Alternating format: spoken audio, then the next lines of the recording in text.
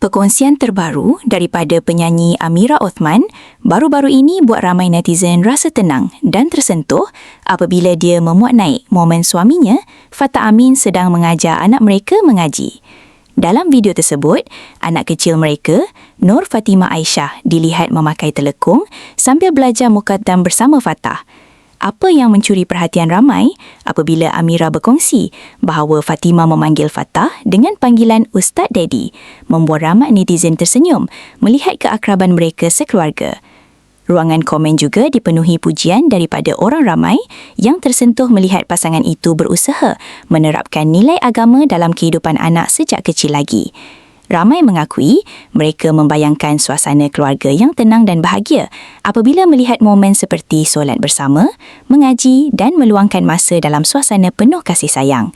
Dalam masa sama, ada juga yang meluahkan rasa teruja menantikan kehadiran kehadiwata seterusnya selepas Amira Othman sebelum ini mengesahkan dirinya sedang hamil anak sulung. Untuk rekod, Amira dan Fatah Amin mendirikan rumah tangga pada 14 September tahun lalu.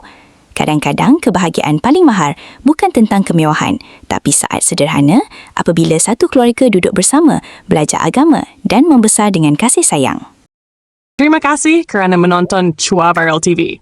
Jangan lupa like, komen dan subscribe untuk terus dapatkan update terkini tentang dunia hiburan Malaysia. Jumpa lagi di video seterusnya. Stay tuned untuk lebih banyak kisah sensasi.